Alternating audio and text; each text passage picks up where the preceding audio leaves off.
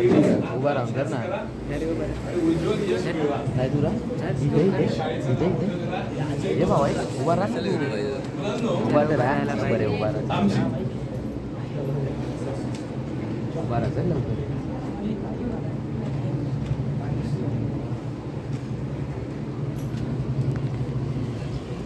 आपण बोलायला सांगूया कारण त्यांना काहीतरी सांगणार काय आहे मुलांना मग मी जर बोलायला हवं असेल तुम्हाला कुणीही एकमेकाशी बोलायचं नाही फक्त मी बोलणार नाही तुम्ही थांबणार त्या क्षणाला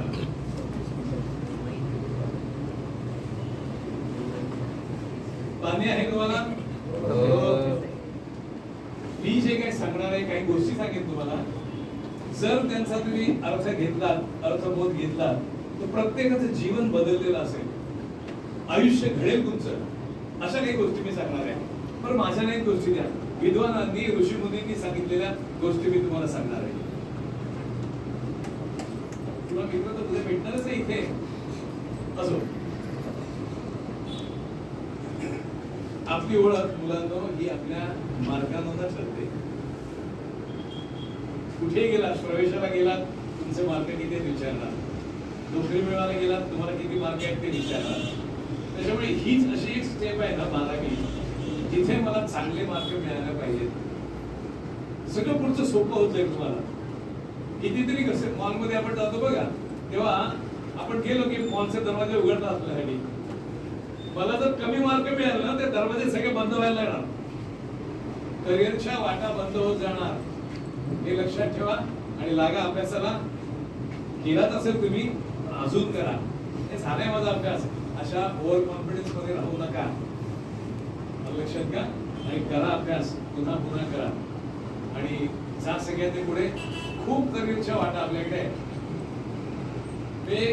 स्काय इज द लिमिट इतक्या वाटा आहेत अगदी आता मला किती विद्यार्थी असतात सगळ्यांसाठी सांगतो जर तुम्हाला IIM Indian institute of management इथे जाऊन MBA करायचं असेल तर काय करावं लागेल तुम्हाला MBA करण्यासाठी पहिले ग्रॅज्युएट व्हायला लागेल मग CAT नावाची परीक्षा द्यावी लागेल त्यात चांगले मार्क मिळाले तर तुम्हाला प्रवेश मिळेल असं सगळ्यांना माहिती असेल बरोबर असं माहिती ना पण आता 12वीला असताना मी परीक्षेला बसून IIM इंदोर मध्ये प्रवेश मिळवू शकतो ग्रॅज्युएट व्हायची आता गरज नाहीये दुहेरी पदवी मिळणार तुम्हाला 5 वर्षानंतर 3 वर्षांनी BA होणार तुम्ही आणि 5 वर्षानंतर MBA ची डिग्री मिळणार तुम्हाला ज्यांची फी भरपूर असते तिकडे फी भरण्याची कॅपॅसिटी आहे अशा मुलांनी विचार करावा कारण ग्रॅज्युएट झाल्यानंतर जर तुम्ही CAT परीक्षा द्यायचा विचार केला तर त्या CAT परीक्षा पास करणं खूप कठीण आहे कारण 80% मुलं CAT परीक्षा पास करणारी हे इंजिनियर असतात लक्षात घ्या बाकी 20% आर्ट्स कॉमर्स सायन्स बाकी सगळे लोक आले म्हटलं तर किती कठीण आहे लक्षात घ्या आत्ताच विचार करा आत्ताच परीक्षा झाली तुमची 12वीची की अभ्यासाला लागा आणि त्या परीक्षेला बसा आणि बघा जर प्रवेश मिळाला खूप चांगलं करिअर होईल कारण तुम्ही IIM मध्ये जर तुम्ही MBA केलं तर तुम्हाला तुमचं पॅकेज जे असेल ना अॅन्युअल पॅकेज म्हणतात त्याला वर्षाचा पगार असेल कमीत कमी 20 लाख रुपये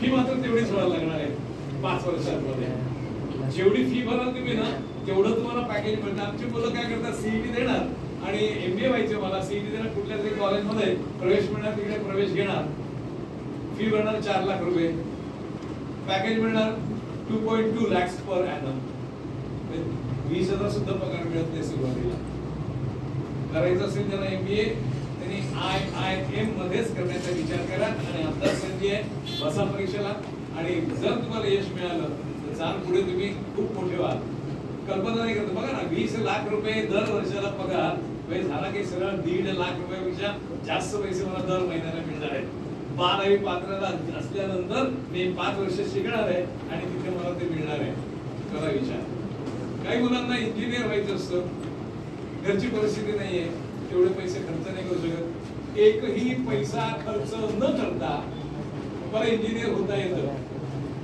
त्यासाठी IIT ची जी एंट्रन्स एक्झाम आहे JEE JEE मेन्स ऍडव्हान्स नाही ऍडव्हान्स मध्ये मार्क मिळून की IIT मध्ये प्रवेश मिळतो पण IIT मेन्स मधल्या मार्गांवरती NIT मध्ये प्रवेश मिळतो आणि मला आर्मी मध्ये नेव्ही मध्ये इंजिनियर शिकण्यासाठी जाता येतं. ही मुलींना संधी आता सध्या नाहीये, लवकरच उपलब्ध होणार आहे, पण मुलं जाऊ शकतील. आता फक्त अविवाहित पुरुषांना तिकडे प्रवेश मिळतो. ती संधी आहे. आत्ताच अभ्यास करा, जे शिकतायत तोच अभ्यासक्रम असणार आहे, वेगळं काही नाही. अभ्यास करायचा JEE ऍडव्हान्स मध्ये, सॉरी मेन्स मध्ये चांगले मार्क मिळायचे. 70% किमान पात्रता लागते, पण 70% मार्क मिळून मला शॉर्टलिस्ट होत नाही, मी कॉलेज येणार नाही. मला 80, 85, 90% मार्क मिळाले तर निश्चित कॉलेज येतो आणि परीक्षा पास केली की आपल्याला इंजिनिअरिंग शिकता येतं. 4 वर्ष 3 वर्ष ट्रेनिंग झाली की दर महिन्याला 56,100 रुपये मला स्टायपेंड मिळणार आहे दर महिन्याला. इंजिनिअरिंग कंप्लीट झालं माझं 4 वर्षाचा कोर्स की मला 4 वर्षातले जे काय मला भत्ते मिळायचे होते ते भत्ते मिळून सुरुवातीला 6 लाख 7 लाख रुपये मला मिळतात करिअरच्या सुरुवातीला. आणि लष्करामधली परमनंट कमिशन मिळतं.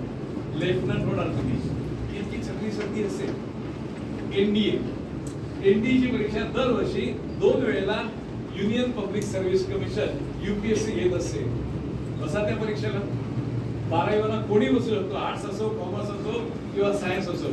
सायन्स वाल्यांना जास्त संधी असते, पण ते आर्मीला जाऊ शकतात, नेव्हीला पण जाऊ शकतात आणि एअरफोर्सला पण जाऊ शकतात. पण सायन्स व्यतिरिक्त जी मुलं असतात त्यांना फक्त आर्मीला जाता येतं. मुलींना सुद्धा जाता येतं. आज गेली 3 वर्ष जास्त झाली मुलींना प्रवेश देत आहेत, पण फक्त मुलींना आर्मीमध्ये जाता येतं आणि ते फक्त आर्मीमध्ये, बाकी इंजिनिअरिंग ह्याला नेव्ही नाही, एअरफोर्स नाही. बसा त्या परीक्षेला. फार तर काय होईल, नंबरात मी येणार नाही, पण मला जो अनुभव मिळेल ना तो खूप मोलाचा असेल. बघा मुलांनो, तुम्ही खूप फिराल, इकडे तिकडे जाल, क्लासेसला जाल, तुम्हाला मार्गदर्शन मिळेल, पण मार्गदर्शन जे मिळेल त्याच्यापेक्षा वेगळं मार्गदर्शन माझं असतं. कारण हे स्पर्धा परीक्षांचं गुपित कशात आहे ते कोणी सांगणार नाही, पण मी सांगतो. अशा किती स्पर्धा परीक्षा लिहिण्याचा माझ्याकडे अनुभव आहे, याच्यावरनं ठरतं मला हवी असलेली स्पर्धा परीक्षा मी पास करू शकणार की नाही. म्हटल्यानंतर मला समोर जी काही संधी आहे उपलब्ध ती घ्यायला पाहिजे. प्रत्येक संधी मला घेता आली पाहिजे, तरच मला सहज पुढे जाता येतं आणि अनुभव घेत घेतच मला पुढे जाता येतं. हे लक्षात घ्या. तुम्ही म्हणाल मला किती जणांना IAS व्हायचंय किंवा MPSC परीक्षा द्यायची, काही जणांना ठरलंय का कुणाचं? 1, 2 चुकून मुलांमध्ये ठीक आहे. आता तुम्ही सांगितलं नाही मला, तर बऱ्याच जणांच्या मनात असेल की मला मोठा अधिकारी व्हायचंय, तर त्यासाठी मी या परीक्षा लिहिणार आहे. बरोबर आहे, त्यासाठी आपण नंतर बोलू. पण आता मात्र एक लक्षात ठेवा, या जगामध्ये मेहनतीशिवाय काहीही मिळत नाही. 10वीला तुम्हाला चांगले मार्क मिळाले, मला माहिती आहे तुम्ही किती मेहनत केली होती. हे मी तुमच्याबद्दल बोलत नाहीये. मी महाराष्ट्रभर फिरत असतो मुलांना मार्गदर्शन करत. त्याच्यामुळे महाराष्ट्रातली जी मुलं मला भेटली त्यांच्याबद्दल मी बोललो, तुमच्याबद्दल बोलत नाही. आता मी काय स्टेटमेंट करते बघा, मॅडम माफ करा मला. महाराष्ट्रातली मुलं अभ्यासच करत नाही. तुम्ही करत असाल अपवादात त्या नियमाला, बरोबर. आता तपासून बघा तुम्ही अभ्यास करताय का. अभ्यास कशाला म्हणतात? जो सातत्यानं केला जातो त्याला अभ्यास म्हणतात. तुमच्या अभ्यासाला सातत्य असं काय बघा. दिवाळी आली, दसरा आला, गरबा आला, काय चाललो आम्ही तिकडे. आम्ही विद्यार्थी राहत नाही. विद्यार्थ्याची व्याख्या करताना म्हटलेलं आहे, विद्यार्थी त्यज्यते सुखम. जो सुखांचा त्याग करतो तोच विद्यार्थी. सुख म्हणजे काय हो? मैत्रिणीशी गप्पा मारणं, फिरायला जाणं, ट्रेकिंगला जाणं, किंवा सिनेमा, सिरियल वगैरे वगैरे वगैरे, हे आजच्या सुखाच्या कल्पना.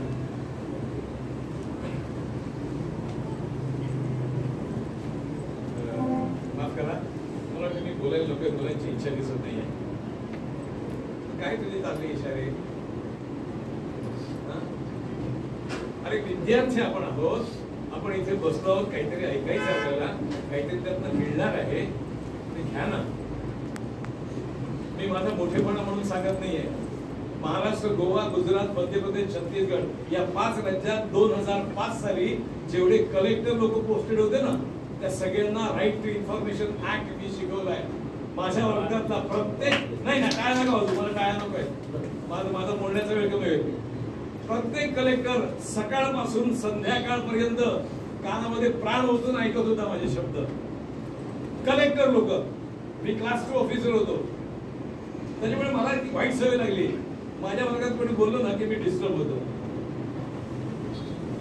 विद्यार्थ्याचं लक्षण हे असं, विद्या विनयेन शोभते, समोर सांगतायत ना ते बोलू नका ना बोलू, चला जाऊया पुढे. अशी मला वाटते की 1-2 लोकांमुळे बाकीच्यांचं नुकसान नको. हा, मी मॅडमची परवानगी मागतो, ज्यांना कोणाला ऐकायचं नसेल त्यांना बाहेर जायची परवानगी द्या. नाही सर, सगळ्यांनाच ऐकू द्या ना. नाही नसेल ऐकायचं मध्ये बोलतात ना. कोणाला बोलायचं, गप्पा कोणाला मारायच्या सांगा बरं. मी 12वीचे जे अभ्यास माझी मुलं आहेत, या सगळ्या फर्स्ट सगळ्या रँकिंग मध्ये येणाऱ्या मुली आहेत, त्यांचाही वेळ फुकट जातोय असं मला वाटलं होतं. पण म्हटलं तुम्ही येणार आहात आणि ते भविष्यात त्यांना उपयोगी पडणार आहे. बघा ना मॅडमने किती मोठा विचार केलेला आहे. तुमची परीक्षा असताना सुद्धा तुमचा वेळ काढून तुम्हाला इथे यायला लावलं, की त्यांना माहितीये की माझ्या मुलांना काहीतरी मिळणार आहे, ज्यातनं माझी मुलं घडणार आहे. तर घडायच्या बद्दल बोलूया आपण. एक जेम्स क्लिअर नावाचा ऑथर आहे, त्याने एक पुस्तक लिहिलं, ॲटॉमिक हॅबिट्स या पुस्तकाचं नाव. त्या पुस्तकात तो म्हणतोय habits are atomic, habits are compounded. Habits म्हणजे काय, कोणी सांगेल? हॅबिट्स म्हणजे काय? सवयी, बरोबर. तर त्यांनी अशी थिअरी मांडलेली आहे की जोवर तुम्ही तुमच्या सवयी बदलत नाहीत तोवर तुमचं नशीब नाही बदलणार. मी नाही सांगत, जेम्स क्लिअर सांगतोय. आमच्या ऋषीमुनींनी, आमच्या वेदांनी, आमच्या उपनिषदांनी हेच सांगितलंय. आम्हाला कोणी नाही शिकवलं ते. लक्षात घ्या, जोवर तुम्ही तुमच्या सवयी बदलणार नाहीत तोवर तुमचं नशीब नाही बदलणार. एका वर्गात सांगितलं मी, एक मुलगा उभा राहिला, म्हटलं सर नशीब काय असतं का हो? मी दिलेलं उत्तर सांगतो तुम्हाला. आता माझ्याकडे वेळ नाही तुम्हाला विचारायला, म्हणून मीच सांगतो. मी त्यांना सांगितलं की खूप लोकांना मी बोलताना ऐकलंय की आमच्या नशिबात नव्हतं म्हणून आम्हाला काही गोष्टी मिळाल्या नाहीत. मी नाही मान्य करत ते. मी मान्य करतो योग वशिष्ठ ग्रंथ काय म्हणते ते. योग वशिष्ठ ग्रंथ म्हणते नशीब वगैरे काही नसतंच मुळी. नशीब वगैरे काही नसतंच मुळी. जे असतं ते तुमच्या मेहनतीचं फळ असतं. किती मेहनतीला महत्व आहे बघा. योग वशिष्ठ मुनी सांगतायत जे असतं ते तुमच्या मेहनतीचं फळ असतं. जर मी मेहनत केली तर मी पुढे जाणार आहे हे लक्षात ठेवा. जेवढी मेहनत तेवढं मोठं फळ मिळणार. मी एवढीशी मेहनत केली तर एवढंच फळ मिळणार. मला जर मोठं फळ हवं असेल, यश हवं असेल तर किती अभ्यास करावा लागतो माहितीये तुम्हाला? कोणी सांगेल का मला? हुशार मुलं कोण असेल त्यांनी हात वर करून सांगा बरं, किती अभ्यास करायला पाहिजे की मला यश मिळेल? तू सांग पटकन. ठीक आहे. आणि कोण मुलांकडे कोण सांगेल? नाही सांगा, मी सांगतो. चला, जोवर मला यश मिळत नाही, जोवर मला यश मिळत नाही तोवर दिवस रात्र अभ्यास करायला पाहिजे हे लक्षात घ्या. 10वीला मला 96% 98% मार्क मिळाले. ते किती मेहनत केली ती तुम्हाला माहिती असेल. शासनाच्या धोरणामुळे आम्हाला हवे तेवढे मार्क मिळतात. ऑप्शन असते तिकडे. आज महाराष्ट्र मागे राहण्याचं कारण पहिलं आहे की आम्ही ऑप्शन घ्यायला शिकलेलो आहोत. सवय लागली आम्हाला ऑप्शन घ्यायची. कसे सांगतो तुम्हाला मी. लहान असताना एखादी भाजी मला आवडत नाही, आईला सांगते आई मला ही आवडत नाही भाजी. आई म्हणते ठीक आहे मी दुसरी काहीतरी बनवते. आईने काय दिलं? ऑप्शन दिलं. शाळेत आलो, 4 पैकी 1 निबंध लिहा. पुन्हा ऑप्शन आला. कॉलेजला गेलो, तुम्ही आता कॉलेजला आहात, ज्युनियर कॉलेजला आहात, हा right anyone essay out of 4 above. पुन्हा एकदा ऑप्शन आलं. आणि ही आम्हाला ऑप्शन घेण्याची सवय लागते. त्यामुळे होतं काय, आमचा पाया कच्चा राहतो. आमचा पाया कच्चा राहतो. आता एखादी वीट, आता मी पायात असताना आम्ही विटेवरती वीट उन्हाचाच जातो. पण एखादी वीट मला कठीण वाटली, मी ठेवून देतो बाजूला, तिथे मी तर ठेवत नाही. कसा माझा पाय बनणार? त्यामुळे मला पुढचं शिक्षण, पुढल्या स्पर्धा परीक्षा मला कठीण जातात, हे लक्षात घ्या. आता 12वीची परीक्षा झाली की मी सांगतो त्या गोष्टीकडे लागा, तुम्ही अभ्यासाला लागा. आता तर तुमचा 12वीचाच अभ्यास करायचा आहे, पण त्यानंतर 10वी पर्यंत मी काय शिकले हे सगळं मला यायला पाहिजे आणि मला समजलेलं पाहिजे. मला समजले तर कधी समजायचं, जेव्हा दुसऱ्याला शिकवता येईल ना तेव्हा. त्या लेवलला जाऊन अभ्यास करायचा. आता तुमचा जसं चाललंय तसाच करा, काही बदल करू नका. ही वेळ नाही बदल करण्याची. जसा करताय तसाच करा अभ्यास आणि यश मिळवा, कारण हे सगळं सोपं आहे. 10वी 12वीला माहिती आहे साधारणतः काय काय प्रश्न विचारणार आहेत ते, त्याच्यामुळे तेवढ्याचं प्रिपरेशन केलं की पुरे झालं. ऑप्शन असतातच, पण पुढे जाऊन या रिअल लाईफ मध्ये स्पर्धेच्या युगामध्ये there is no option. Option नसतं, हे लक्षात घ्या. आणि मग परीक्षा झाली की लागा अभ्यासाला. मी म्हटलं ना अभ्यास करत नाहीत मुलं महाराष्ट्रातली, त्याचं कारण हे आहे, माझी 12वीची परीक्षा संपली, शेवटचा पेपर झाला, घरी आल्यावर मी पुस्तक उघडले, मी वाचायला लागले, तर मी अभ्यास करते समजायचं. दिवसाला किती तास असतात? 24. तुमच्याकडे किती तास असतात दिवसाला?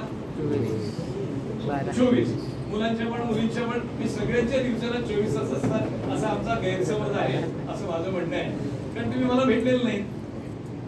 मी काय सांगतो तर नीट आहे का? माझ्या मुलांच्या दिवसाला 27 तास असतात.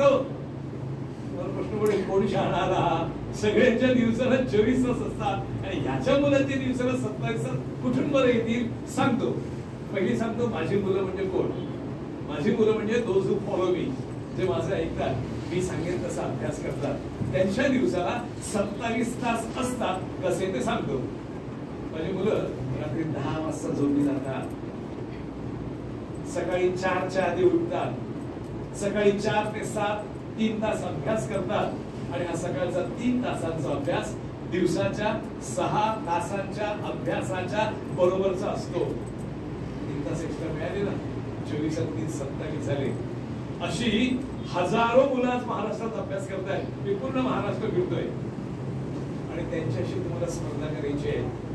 तुम्हाला स्पर्धेत जर टिकून राहायचं असेल ना, तर तुम्हालाही दिवसाचे 27 तास बनवावे लागतील, तर सहज प्राप्य होईल. तुम्हाला हवं ते मिळवता येईल. नाहीतर काय, दिवस एकदा उजाडला ना की कधी वेळ कुठे निघून जातो पत्ता लागत नाही. आम्ही वाटतो, सगळे पालक मला सांगतात की नाही आमची मुलं दिवसभर अभ्यास करत असतात, पण दिवसातला किती तास अभ्यास करतात त्यांना कुठे माहितीये पालकांना. मी वाचायला घेतलं आणि मनात माझ्या विचाराला मी तिकडे गेलो. इतकं मन चंचल आपलं येते, माझा अभ्यास किती झाला मला कुठे माहितीये. त्याच्यामुळे सुरुवात सकाळपासून केली ना की आपोआप माझं मन अभ्यासात गुंतायला लागतं. पण दिवसभर मला अभ्यासाशिवाय काही सुचत नाही. करून बघा. प्रत्येक जण बदललेला असेल, प्रत्येक जण बदललेला असेल, हे लक्षात घ्या आणि लागा अभ्यासाला. ओके. पण काय होतं, आम्हाला एक विषय आवडतो, कुठला विषय आवडत नाही, असं असतं ना. गणित किती लोकांचं चांगलं आहे? त्याने हात वर करा.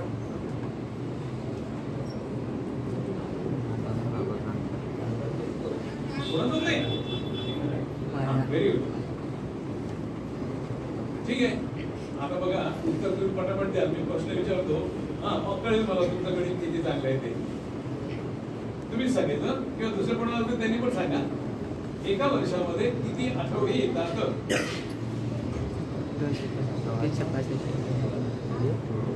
कोणी सांगू शकतो? यांनी सांगितलं असं काय नाही. ठीक आहे, काही सेकंद नाही लागत सांगायला. उत्तर काढायला मला काही सेकंद नाही लागत. सगळ्यांना माहिती आहे की नाही एका वर्षाला किती दिवस असतात? होतं ना माहिती? सगळ्यांना माहिती आहे एका आठवड्याला किती दिवस असतात? किती दिवस? सगळ्यांना माहिती होतं. काय कठीण आहे? वर्षाचे दिवस भागिले आठवड्याचे दिवस, 365 भागिले 7, उत्तर येतं 52. हे सांगायला काय कोणी विद्वान पाहिजे, हुशार पाहिजे, काय गरज नाही. कोणी सांगू शकतो, पण आम्ही जर विचार करत नाही. कारण आम्ही अभ्यास करतो फक्त परीक्षा आली की अभ्यास करतो आणि परीक्षेला येणाऱ्या प्रश्नांचा अभ्यास करतो. त्याच्यामुळे आम्हाला नॉलेज मिळत नाही, आमच्याकडे ज्ञान नसतं, हे लक्षात घ्या. याच्या पुढे आपल्याला ना नॉलेज मिळवायचंय. आता नाही काय करायचंय, 12वीची परीक्षा झाल्यानंतर हे मिळवायचंय. आता परीक्षा होता अभ्यास करा, यात गोंधळून जाल तुम्ही. लक्षात, नॉलेज पाहिजे माझ्याकडे. तर मला मोठं होता येतं, नाही तर मग कठीण पडतं. नाही होणार असं नाही म्हणत मी. तुमच्याकडे नॉलेज नसलं तरी काही प्रॉब्लेम नाही पडत, गाडी निघून जाते. पण मला जर यश हवं असेल, सक्सेस हवं असेल, तर मला नॉलेज मिळवायलाच पाहिजे. परीक्षेपुरता अभ्यास करून नाही चालायचं, लक्षात घ्या. बरं, किती जण इंग्रजी भाषेचा अभ्यास करतात सांगा मला. तो विषयाचा अभ्यास करत असेल, पण इंग्रजी भाषेचा अभ्यास किती जण करतात? हा, किती जणांनी आपलं टेक्स्ट बुक वाचलंय, इंग्लिशचं टेक्स्ट बुक? तू किती वेळा वाचलंयस? एकच वेळा. आम्ही दिवसात एकच वेळा जेवतो का? नाही जेवत. हा, दोनदा पण तीनदा पण. पुस्तकच काय एक वेळा. माझी गोष्ट सांगते मला. मी 11वीला अलिबागला एक कोयनाड म्हणून हायस्कूल आहे, कोयनाड हायस्कूल. आता तर नाना पाटील हायस्कूल म्हणजे पेदारीला आहे ते. त्या हायस्कूलला होतो. मी शहरात नाही गेलो होतो. माझ्याबरोबर मुलं खेड्यातली शिकत होती. 8वीला असताना त्यांनी ABCD शिकायला सुरुवात केली. 8वीला असताना 11वीला पोहोचले आणि लक्षात आलं इंग्रजी मध्ये नापास म्हणजे SCला नापास. काय करायचं? गेलं सरांकडे. सर म्हणाले काम करा, कोणी घाबरू नका, मी सांगतो तसा अभ्यास करा. परीक्षेला 2 महिने होते, सगळे पास व्हाल. काय सांगितलं सरांनी? प्रत्येक धडा 25 वेळेला वाचून काढा. एका वाक्यात उत्तर, जोड्या लावा, गाळलेले शब्द बघा, हे सगळे मार्क पैकीच्या पैकी तुम्हाला मिळतील. पास व्हाल सहज तुम्ही. आणि सांगतो तुम्हाला 54 मुलं आम्ही होतो वर्गामध्ये, त्यातली 53 मुलं इंग्रजी भाषेत पास झाली.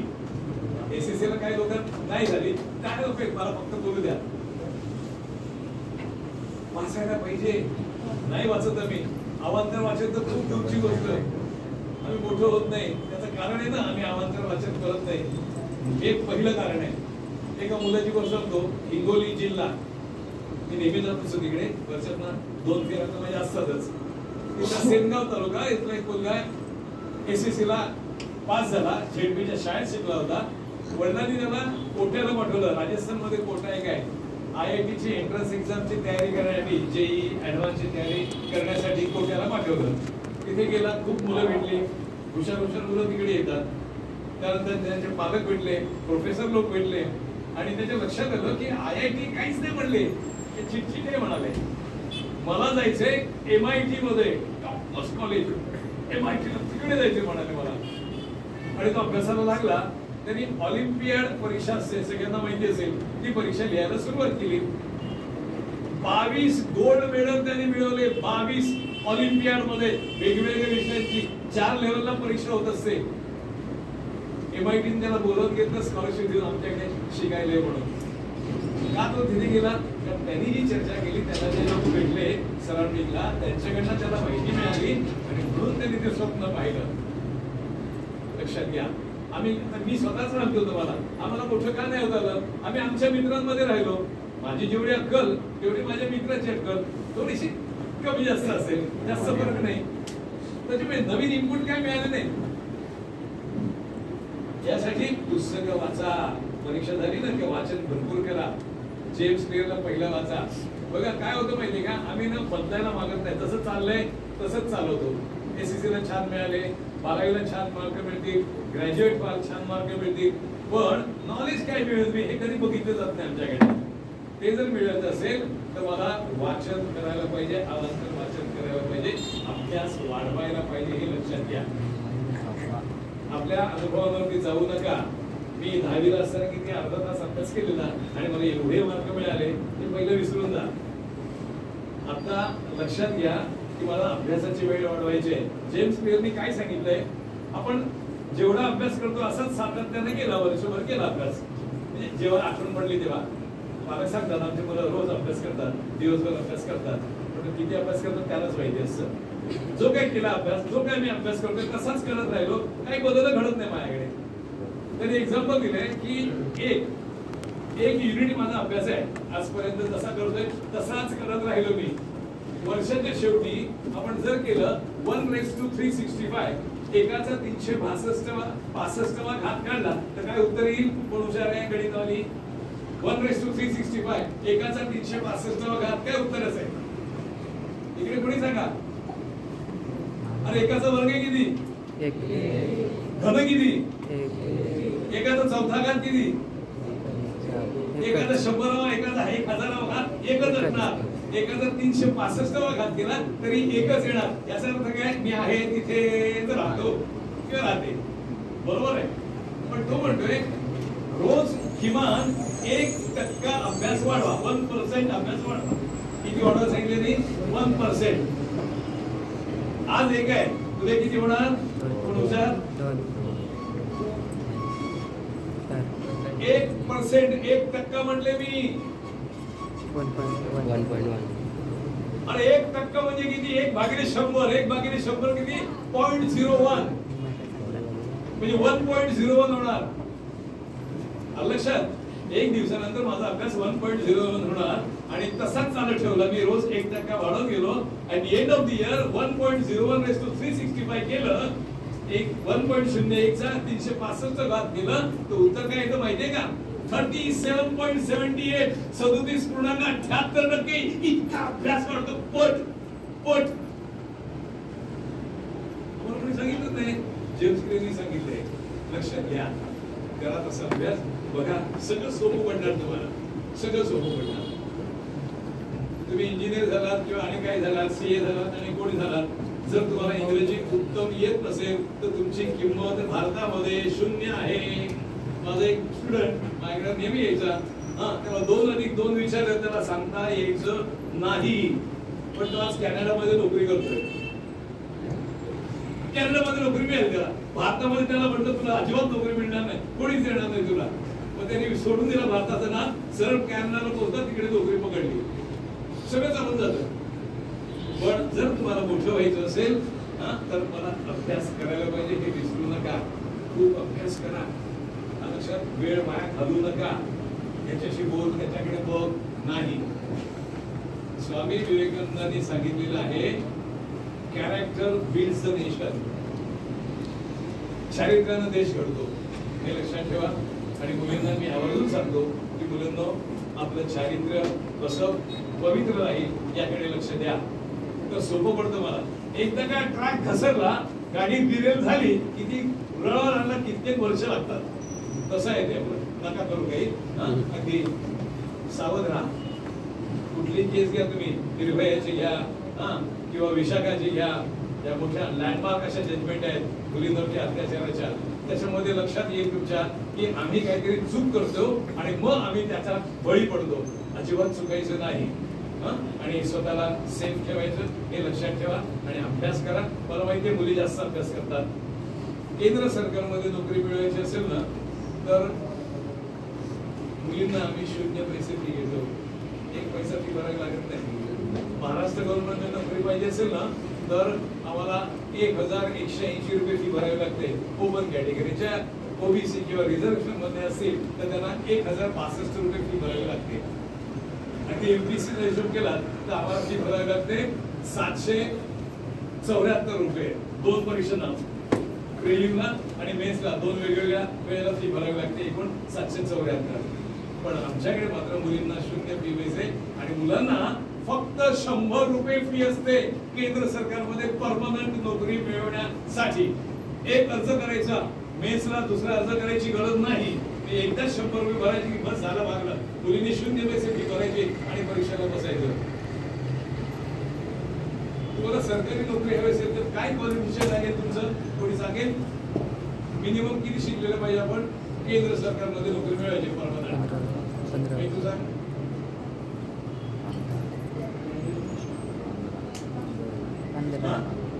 काय म्हणतो पण 12th पास वरती.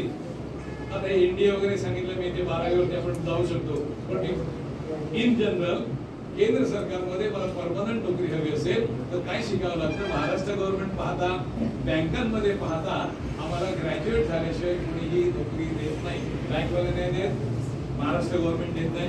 एक पोलीस कॉन्स्टेबल सोडला 12वी पास मिळणारे तर लक्षात.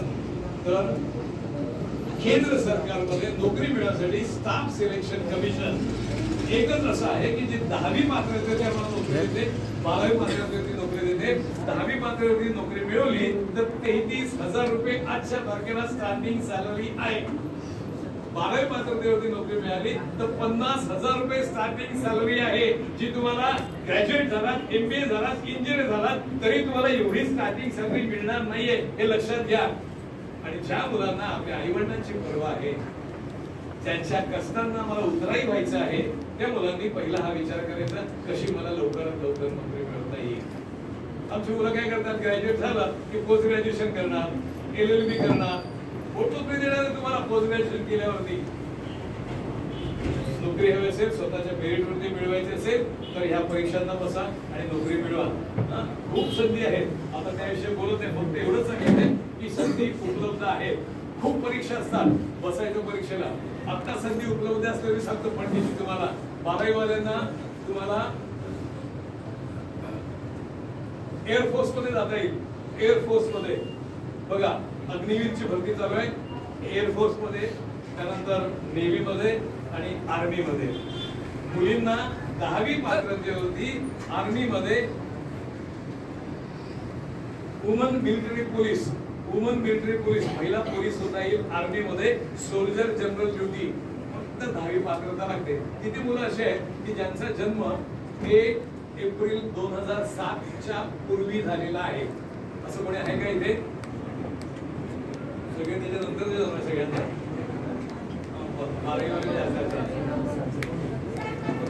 1 एप्रिल 2007 पूर्वी किती जणांचा जन्म आलेला आहे? खाली कोणी असेल तर मागे राहिलेलं कोणी?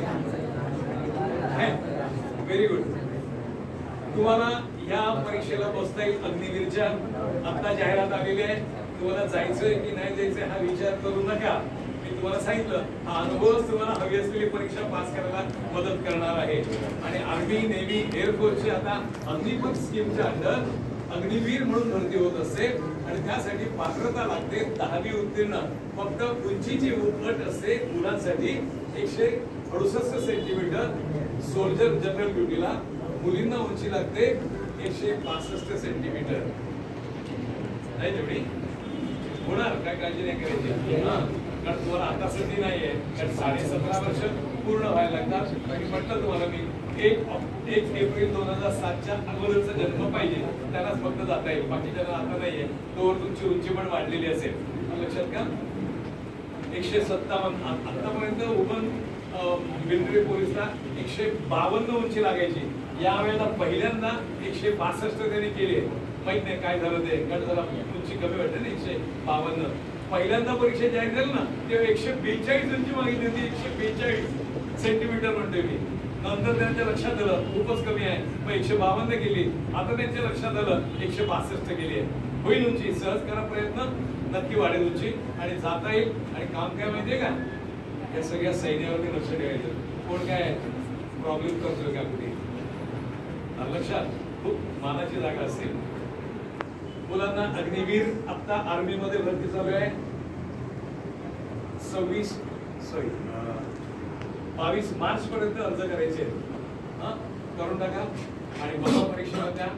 पहिली परीक्षा होणार, परीक्षा पास झाली मग ग्राउंड टेस्ट असणार, मग मेडिकल असणार, हे सगळे होईल पुढे. पहिली परीक्षा घेण्याचा मला अनुभव मिळणार आहे. सोपी असते परीक्षा, ठरलेलं नाही. 50 मार्कांची परीक्षा घेणार ते 100 मार्कांची घेणार ते लास्ट मोमेंट ठरवतात की जे अर्ज आले त्याच्यावरनं वगैरे. किती वेळ लागणार त्याच्याप्रमाणे.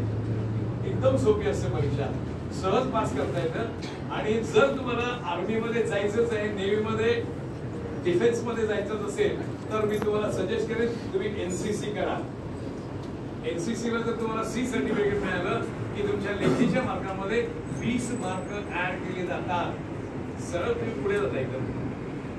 तुम्ही ITI केलं असेल आणि 10वी पात्रतेवरती तुम्ही असं 10वी आणि ITI असेल तुमच्याकडे तर तुम्हाला 20 मार्क अधिकचे मिळतात. 12वी नंतर तुम्ही ITI केलं असेल तर तुम्हाला 30 मार्क अधिकचे मिळतात. तुम्ही डिप्लोमा केला, 10वी नंतर डिप्लोमा जनरली करतात, त्यांना 30 मार्क अधिकचे मिळतात. 12वी नंतर डिप्लोमा केला असेल तर तुम्हाला 50 मार्क अधिकचे मिळणार. 50 मार्क इतरांपेक्षा जास्त म्हटल्यानंतर माझं सिलेक्शन सहज होणार. डिफेन्स मध्ये जायचं असेल तर एकतर तुम्ही हे करा, NCC मध्ये जा. दुसरं, स्पोर्ट्स मध्ये कुठेतरी तुम्ही नॅशनलला खेळा किंवा इंटरनॅशनलला खेळा, इव्हन डिस्ट्रिक्ट मधला राज्याला खेळा, तरी पण त्याला नॉर्म्स आहेत. कुठलं पदक मिळालं असेल तुम्हाला तरी तुम्हाला मार्क मिळणार 20, 15, 5, 10 असे वेगवेगळे आहेत आणि तुम्ही पुढे जाता आणि तुम्हाला डिफेन्स मध्ये नोकरी मिळवता येते. सहज सोपं आहे. अगदी लहान असताना वयाच्या 17.5 वर्षी मी जॉईन करू शकतो आर्मी, नेव्ही, एअरफोर्स. आणि तिसरं एक विंग आहे, चौथं विंग आहे Indian coast guard. Indian coast guard मध्ये 10वी पात्रतेवरती किती जणांना हॉटेल मॅनेजमेंट करायचंय? हॉटेल मॅनेजमेंट फी न भरता तुम्ही इंडियन कोस्ट गार्ड मध्ये आणि नेव्ही मध्ये हॉटेल मॅनेजमेंट शिकायला म्हणजे शेफ आणि कुक या 2 पदांची आणि तिसरं पद असतं हायजिनिस्ट याची भरती असते. 10वी पदावरती मी सिलेक्ट झालो तर मला व्यवस्थित ट्रेनिंग मिळणार कुकचं, शेफचं, त्यानंतर हायजिनिस्टचं आणि मला परमनंट कमिशन मिळू शकतं नेव्ही मध्ये, इंडियन एअरफोर्स मध्ये. 5 वर्ष नोकरी केली की बाहेर पडता येतं. सगळे 5 स्टार हॉटेल तुम्हाला असं रेट कार्ड वेलकम करतील, या या आमच्याकडे या म्हणून. 1 पैसा खर्च नाही करता. खूप चांगलं डिसिप्लिन असतं ते. अग्निवीर मात्र फक्त 4 वर्षाची नोकरी आहे सरकारची, लष्कराची. 4 वर्षांनी मागे फिरावं लागतं. सगळ्यांना नाही, 25% लोकांना परमनंट होता येतं तिकडे. 25% म्हणजे 75% बाहेर पडणार आणि बाहेर पडताना त्यांना 10,04,000 रुपये मिळणार. फक्त 10,04,000 हे त्यांचे कॉन्ट्रीब्युशन. त्याच्यानंतर व्याज अजूनपर्यंत सरकारने विचार केलेला नाही किती व्याज होईल ते. माझ्या अंदाजानं हे पैसे कमीत कमी 12 लाख झालेले असतील. मी 12 लाख घेऊन बाहेर पडेल आणि 12 लाखाच्या कॅपिटल वरती मी कुठलाही बिझनेस करू शकेन. आणि आर्मी मध्ये काम करून मला, नेव्ही मध्ये, एअरफोर्स मध्ये तुम्हाला रिस्पेक्ट समजत असेल, खूप रिस्पेक्ट मिळतो.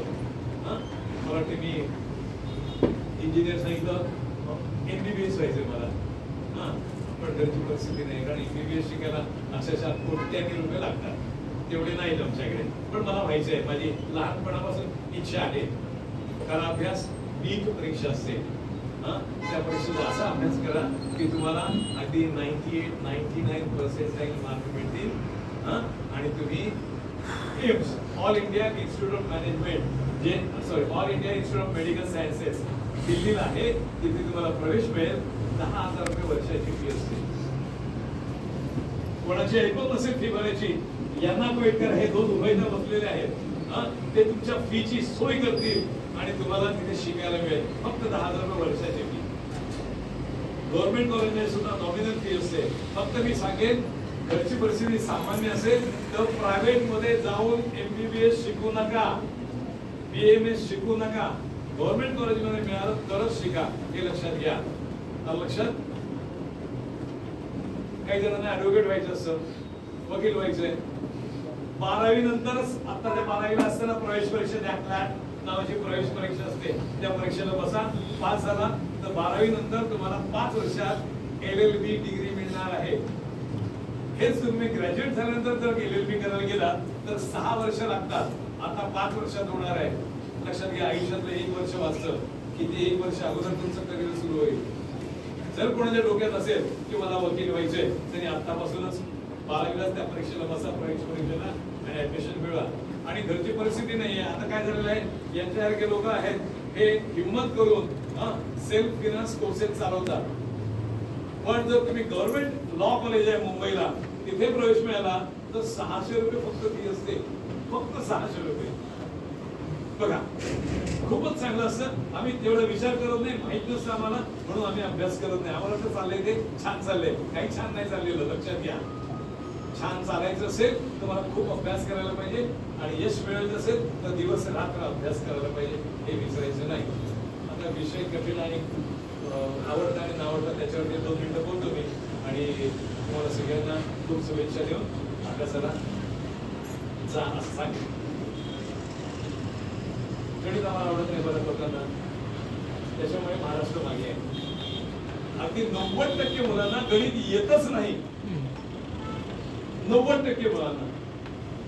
बघा ना, आता मी प्रश्न विचारला होता, 1 वर्षात किती आठवडे येतात, नाही कोणी सांगितलं. कारण आधी कधी विचारच नाही केलेला अभ्यासाचा. तर जर माझं गणित चांगलं असेल तर मी सगळ्यात हुशार असतो, हे लक्षात ठेवा. आता प्रश्न कुठे आम्ही काय सगळ्यात हुशार नाही का? काय काळजी नाही करायची. आता आपण गणित फक्त करूया. एकदा तुमची परीक्षा झाली की 10वी पर्यंत मी काय शिकले, काय शिकलोय ते पुन्हा एकदा नव्याने शिकायला सुरुवात करा. ह्या पुस्तकं 4थीचं गणित घ्या, पहिल्या पानापासून सुरुवात करा, शेवटच्या पानापर्यंत जा. मग 5वी, मग 6वी, 10वी पर्यंतची सगळी पुस्तकं अभ्यासून टाका. तुमच्या लक्षात येईल गणितात तुम्हाला काय येत नाही असं काय राहिलेलं नाही. इतकं सोपं असतं ते. आता सोपं कसं असतं ते मी सांगतो तुम्हाला. कसं करायचं सोपं ते सांगतो. मी एक स्टेटमेंट करतो, ब बरोबर ब. काय स्टेटमेंट केलं? अ बरोबर ब. तर मला असं म्हणते की ब बरोबर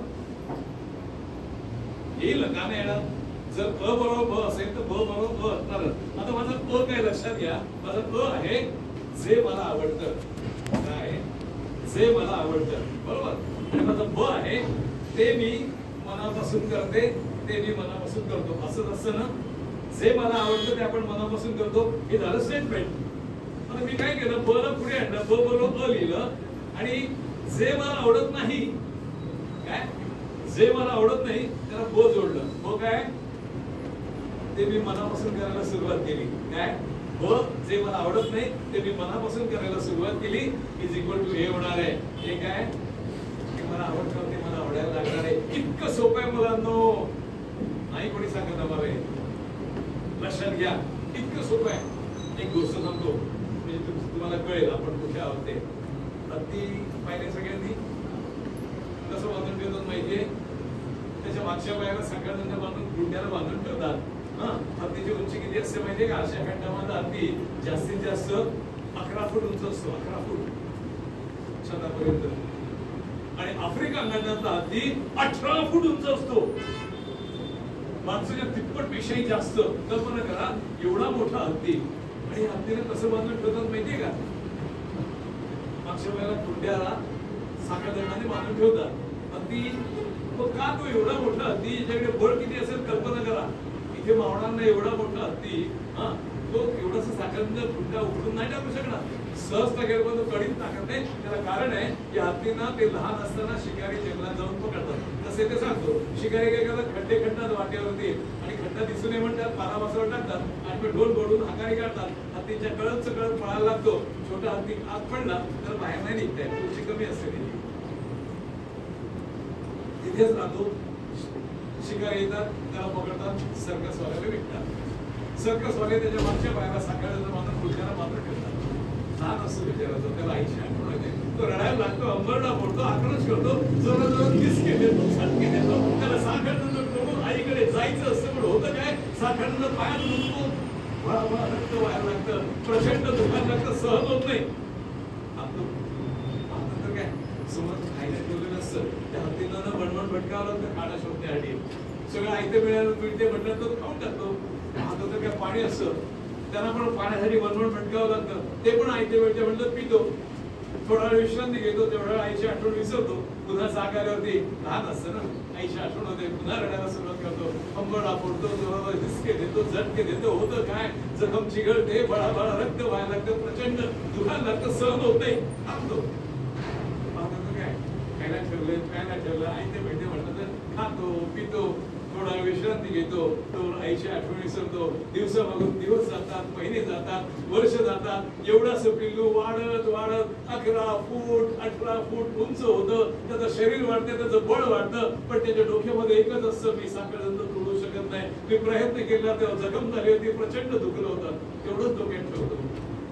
आणि आमच्या मुलांचं तेच झालेलं आहे. त्यांना वाटतं ना मला बोलण्याचा वेळ कमी होईल. आमचं तेच झालेलं आहे.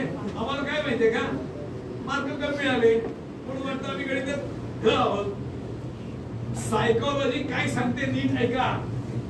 सायकोलॉजी सांगते की ठ मूल जन्मालाच येत नाही. का मी स्वतःला ढ समजतो? परमेश्वर इतका दुष्ट आहे का त्यांनी गणिताचा मेंदूच मला दिला नाही? सगळ्यांना सारख्या आकाराचा सारखी बुद्धिमत्ता असलेला मेंदू दिलेला आहे. म्हणून मी हुशार आहे, कमी हुशार का म्हणून सांगतो. आपली बुद्धिमत्ता कशावर ठरते माहितीये का? कशावर ठरते तुम्ही सांगा? आपली बुद्धिमत्ता कशावर ठरते कोणाला माहितीये? वाचन करत नाही कसं माहिती असेल आपल्या मेंदूला ना सुरकुते असतात, वेव्हज असतात त्याच्या. चित्र पाहिले असेल मेंदूचं तुम्ही फोटो, तर त्यात वेव्हज असतात, घड्या असतात त्याच्यावरनं आपली बुद्धिमत्ता ठरते. आता अल्बर्ट आइन्स्टाईन, आयझॅक न्यूटन सारखे शास्त्रज्ञ घेतले तर आमच्या तुलनेत त्यांच्या मेंदूला 1000 पट सुरकुते असतील यात वाद नाही. ते अपवाद आहेत, मी त्यांच्याबद्दल बोलत नाही. मी सर्वसामान्यपणे बोलतोय की सर्वसामान्यपणे सगळ्यांच्या मेंदूला सारख्या सुरकुत्या असतात. थोडासा फरक बनताना होतो. बनताना काय आलं, कधीतरी भूकंप होतो, कधीतरी सुनामीची लाट येते, कधीतरी आई बाबांचं भांडण होतं, सासू सुनेचं भांडण होतं, आणि त्यावेळेला मेंदू बनतोय आईच्या उदरामध्ये आम्ही आहोत, तिथून सुरुवात होते. मग त्याच्यामुळे होतं काय, कोणाच्या मेंदूला 20 सुरकुते बनतात, कोणाचे 19, कोणाचे 18, कोणाचे 17 आणि कोणाचे 16 ऑन एन एव्हरेज. मी खालचं बोलतच नाही. काल कोणाला वाटत समजायचं आपण माझी बुद्धीच कमी आहे, नाही तसं अजिबात नसतं. कारण ढ मूल जन्मालाच येत नाही. सायकोलॉजीने सांगितलं, मी नाही सांगत. म्हटल्यानंतर मी सुद्धा हुशार आहे हे पहिलं लक्षात घ्या. आणि माझ्या 16, 17, 18, 19, 20 एवढ्या सुरकुत्या असतात प्रत्येकाच्या. त्याचे 20 सुरकुत्या येतात ना, त्याला एकदा वाचावं लागतं, सगळं लक्षात राहतं. त्याचे 19 आहेत त्याला 2दा वाचावं लागतं, 18 आहेत त्याला 3दा, 17 आहेत त्याला 4दा आणि 16 आहेत त्याला 5दा. बस एवढाच फरक आहे. आम्ही एकदा वाचले पुस्तक, कसं लक्षात राहील सगळं. कारण आम्हाला हे माहित नाही की आमच्याकडे 2 प्रकारची मेमरी असते. एक असते शॉर्ट टर्म मेमरी, दुसरी असते लॉंग टर्म मेमरी. जेव्हा पहिल्यांदा वाचतो ना, आज काही पिढी तुमची एवढी हुशार आहे ना, एकदा वाचलो की या मला कळलं, पुढे जातो आम्ही. पण ते शॉर्ट टर्म मेमरी मध्ये गेलेलं असतं. जोवर तुम्ही रिपिटेशन करत नाही, पुन्हा पुन्हा करत नाही, तोवर ते लॉंग टर्म मेमरी मध्ये कन्वर्ट होत नाही, हे लक्षात ठेवा. आणि जोर लॉंग टर्म मध्ये कन्वर्ट करत नाही तोवर काय कामाची नाही ती. शॉर्ट टर्म मेमरी एक ना एक दिवस उडून जाते, निघून जाते ती. म्हणून आम्हाला परीक्षा झाली, आम्ही काय करतो, परीक्षा आली जवळ की अभ्यास करतो, तेवढं पुढचं लक्षात ठेवतो, विसरून जातो, नाही सांगणार नाही. म्हणून आमच्याकडे नॉलेज काय राहत नाही. आम्हाला नॉलेज काय मिळत असेल तर मला प्रत्येक जे काय मी करते, जे काय मी शिकते, ते मला लॉंग टर्म मेमरी मध्ये कन्वर्ट करायला पाहिजे. यासाठी रिपिटेशन करायला पाहिजे, लक्षात घ्या. आणि आठवते का तुम्ही 8वीला होता तेव्हा तुम्हाला 7वीचा अभ्यास कसा वाटायचा? सोपा वाटायचा. तेच मी 7वीला असताना तोच अभ्यास मला कठीण वाटत होता. पण 8वीला गेल्यावर तुम्हाला सोपा वाटायला कारण माहितीये का? कारण 7वीला असताना मी लहान होतो, माझी बुद्धी सीमित होती. त्या बुद्धीला तो अभ्यास आकलन होत नव्हता. मी 8वीला गेलो, माझी बुद्धी वाढली, वय वाढलं, बुद्धी वाढली. 2, 4, 6 महिने जे काय असतील ते, आणि त्या वाढलेल्या वयाबरोबर, माझ्या वाढलेल्या बुद्धीबरोबर, माझी वाढलेल्या वयाबरोबर माझी बुद्धी वाढली आणि मागचा अभ्यास मला सोपा वाटायला लागला.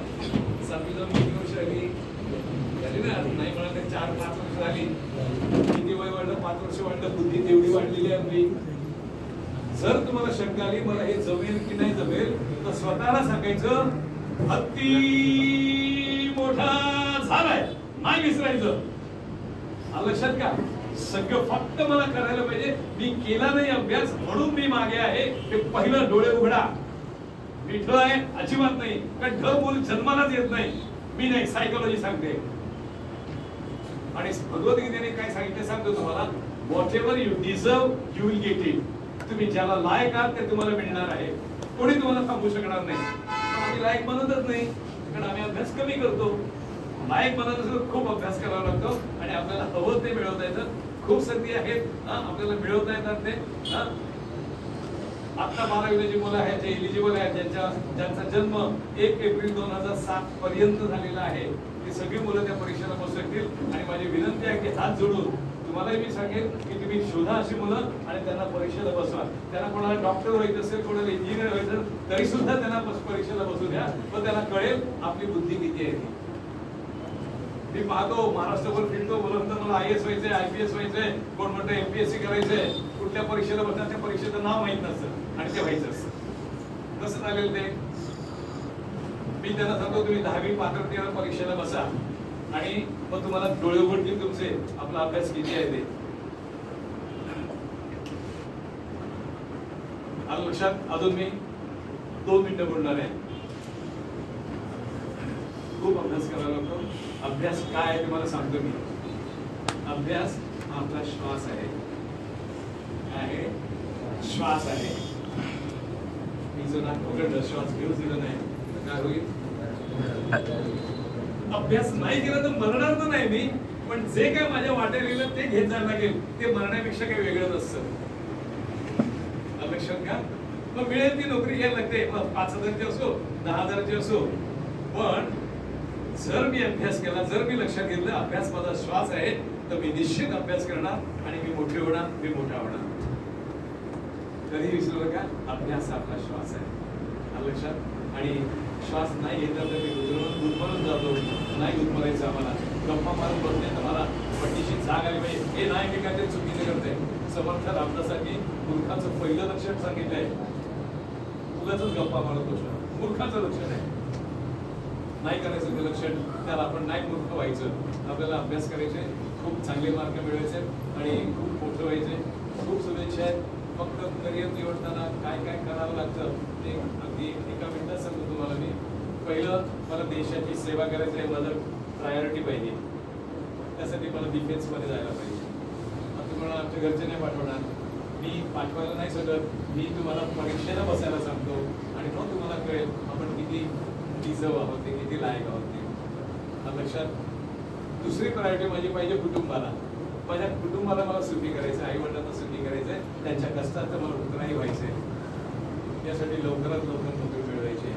कुणाला शिक्षक व्हायचं असेल, बघा यांनी किती मोठं कार्य केलंय शिक्षक होऊन. तुम्हाला करायचं असेल तर मी सांगेन, इथे नका DA ला जाऊ, इथे नका BEd ला जाऊ, सरळ उठा आणि जा भोपाळला.